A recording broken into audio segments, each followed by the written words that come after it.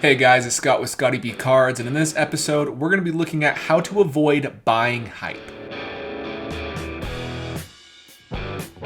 Hype is a thing that could really kill your sports card investments. Whether you're buying at the wrong time, selling after the hype train's already left, or whatever it is, it can really make a big impact on modern sports card collecting. Hype is something that generally is not in vintage collecting. You know, if a player passes away, then obviously his cards will have a bump, or if something else happens with a player, they might move up. But generally speaking, some other type of outside of event needs to happen to make vintage move up. Whether it's a big increase in the hobby, people moving to vintage from modern, that can push it up, but that's nothing to do with the value of those players or normal cycles. But if we look at modern cards, it's a completely different story. And I actually have on the screen right here the definition of hype. It says extravagant or intensive publicity or promotion. If that doesn't describe the hobby, I don't know what does. That's why you'll see people like Jacob DeGrom, when they have a start, everybody and their dog is talking about how he's going to be the first pitcher since Bob Gibson to have an ERA below 1.12, or whether it's Mike Trout about to win his 4th MVP at the beginning of the year, which would make him the most ever for a non-steroid user. All these things are hype trains that can help cards move up, and you want to avoid buying at the wrong time. So I want to talk about how you can avoid hype and kind of explain what I'm doing to avoid hype. Before we start, if you like sports cards, this is the channel for you. Make sure you hit that subscribe button so you don't miss any of the content I make. All right, so the very first thing I want to talk about, let's just kind of break it down. Modern sports card collecting is irrational. I wouldn't even say relatively. It is irrational. We pay off of the basis of championships, MVPs, performance. We have to, because if we're speculating as prospectors and the player never makes it to the big leagues, the cards can't stay the same as where they were before. What goes up usually comes down in the sports card world. There's situations where there's a Mike Trout or an Albert Pujols or a Mookie Betts. Mookie Betts not even really in that category where they don't come down. They just stay up forever because they're an all-time great or they're loved by the hobby. New young players always have a level of hype that is lost on veteran players. This is someone you can look directly at with Luis Rodriguez in this Bowman Chrome checklist. He's a Dodgers prospect. His Bowman Chrome autograph sells for, I think, $250, while Paul Goldschmidt, Carlos Correa, Joe Mauer,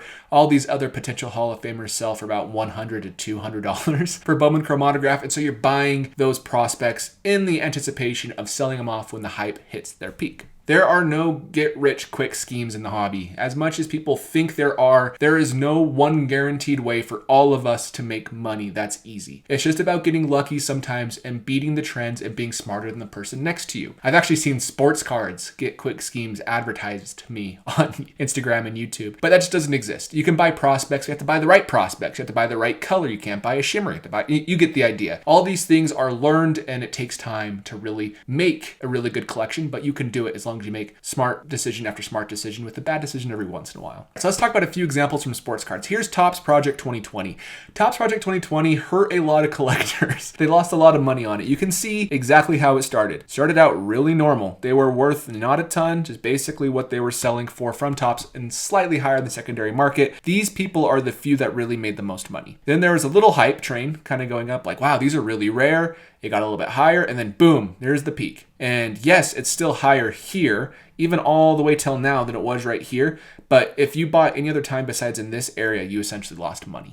And so it's one of those things that is hype in a nutshell. It explodes up, it dies, and it is what it is. Another example from the hobby right now is MetaZoo. I am not saying MetaZoo is going to tank. Trading card games are not my forte. I have some Pokemon, but it's not my thing. But it's either going to explode up and then crash, or it's going to explode up and become the next thing. Like Flesh and Blood is another trading card game that's been relatively successful the last few years. But we'll see what happens. A lot of sports cards people are pushing it, but it's out of my realm. I'm not going to recommend anybody buying that. I am not buying that because it's not something I understand. And I could regret that 5 years from now. You could watch this video and be like, that Scott guy is an idiot for not buying it. But regardless, that's another example of hype that could hurt you in the hobby. Okay, let's talk about Jacob DeGrom. We talked about him a little bit. Here is Jacob DeGrom's pricing. He was a sub $200, $150 is where he started this year at the PSA 10 update rookie card. Then he exploded in the middle of April to May. He was around $1,100. He drops down, goes back up, and this is kind of where it was all going good for DeGrom, and then he gets hurt in July, and people are still optimistic he'll come back. They realize the Mets season's over. He's not coming back. And now we're basically down. We're still higher, but not $1,000. We're at $280. And that's going to keep going down in the offseason. So that's an example of you want to not buy here. You want to buy now. Now people aren't paying attention to DeGrom. That's when you should buy because he'll be back next year. And if he's just as good, then that's going to spike back up to $800 to $1,000. Now let's look at Max Scherzer. He started around $200 in the PSA 10. Both are comparable in pop, by the way. There's only 1,141 PSA 10s of Scherzer.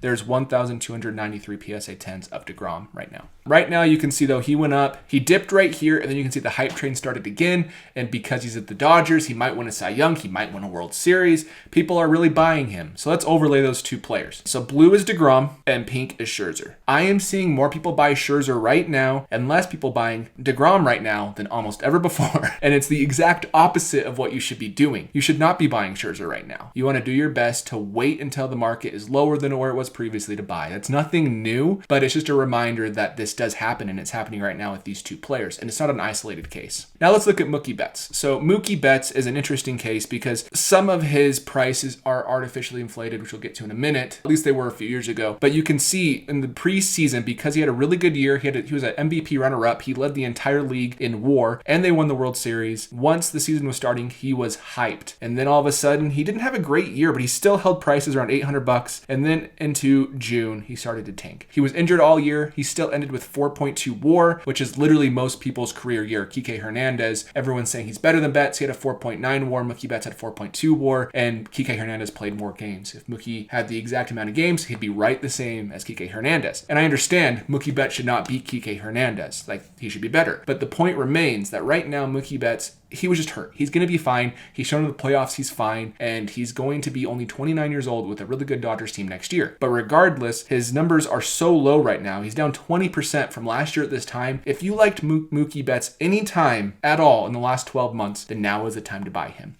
Or at least in the next few weeks when he drops even lower, because once the Dodgers are out, there'll be a few week lull before he goes back up. Same with a lot of players. So that's just one thing I want to point out is make sure you're not buying here. Just because I am buying Mookie Betts, because I love Mookie Betts, I bought him before the hype train. And that's why I have a lot of his cool cards. And if people around you are buying him, it doesn't mean he's a smart buy. That's one thing you need to pay attention to. So let's look at Gary V bump. And this is not Gary V's fault. I've mentioned this in previous videos. I think last week's video I even mentioned this. But a lot of these situations aren't Gary V's fault necessarily. Gary V posted a picture of his 2011 Topps Update paper Mookie Betts rookie card on July 21st, 2020. So here is that spike. It went from about $150-ish card all the way up to about $700 or $800, which is a really insane price increase within a week. And that is completely hype. He didn't mean to do it, but regardless, it is what happened. Maybe he did mean to do it. I can't claim that. I don't think he really did on that one. After this time, he stopped doing it essentially. But you can see some market things going on that don't make sense. And I want you to pay attention to the times where things don't make sense. So Mookie Betts jumps up. His paper card $800. There are 3,200 of those. But his Topps Chrome update right here is still only $400. So which one should you buy? Two of these or one of those?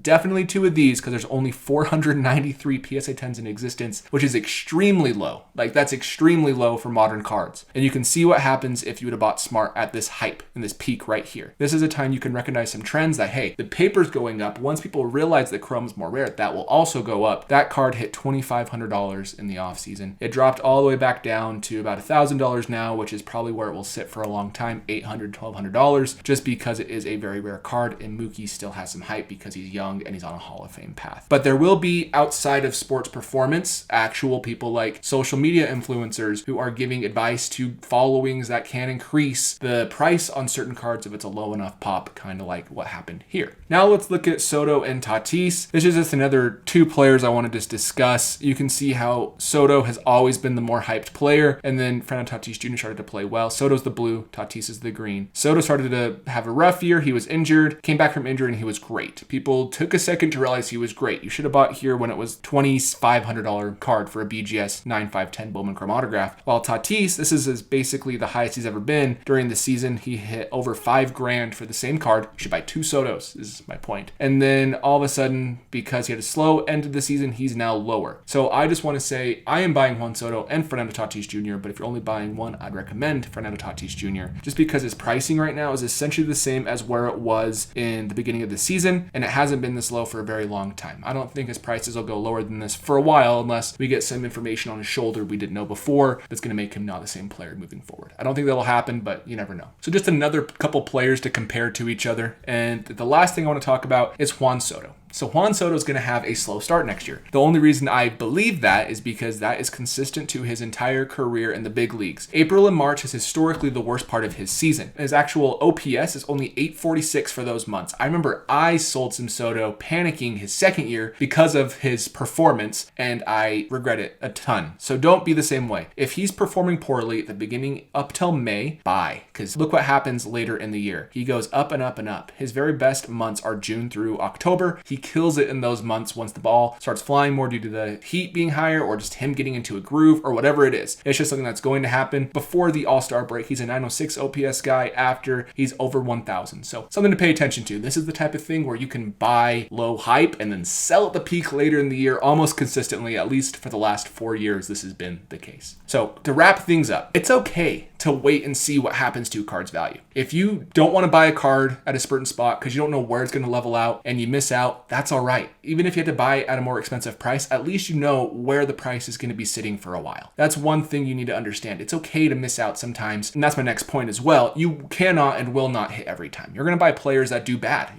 People bought Mookie Betts in January and he's down, 65%? And Mookie Betts is a great player. He's one of the safest modern sports card investments for baseball cards. And that's just the case. You're not always going to hit well. If you were always right, you would be wildly wealthy, and so would I. That's just the way life works. That's why everybody has poor investment mistakes and decisions, even though they're good with their finances. Another thing I want to point out is the offseason is your friend. If you get anything out of the recent videos, is be ready to buy because it will go back up in January or December, assuming that the lockout doesn't happen and assuming that the MLB, PA, and the Major League Baseball, whatever, don't have a really ugly battle over the next CBA. So just be aware of that. And lastly, we all buy hype. I want to make sure I say that. I'm buying Juan Soto right now. I'm buying Tatis right now. I bought Scherzer a month ago, but you have to buy smart still, but we all buy hype. So don't feel bad if you lose money. That's just the way things are. And my goal of this video is just to show you some trends so you can avoid them and also take advantage of other trends that people aren't paying attention to.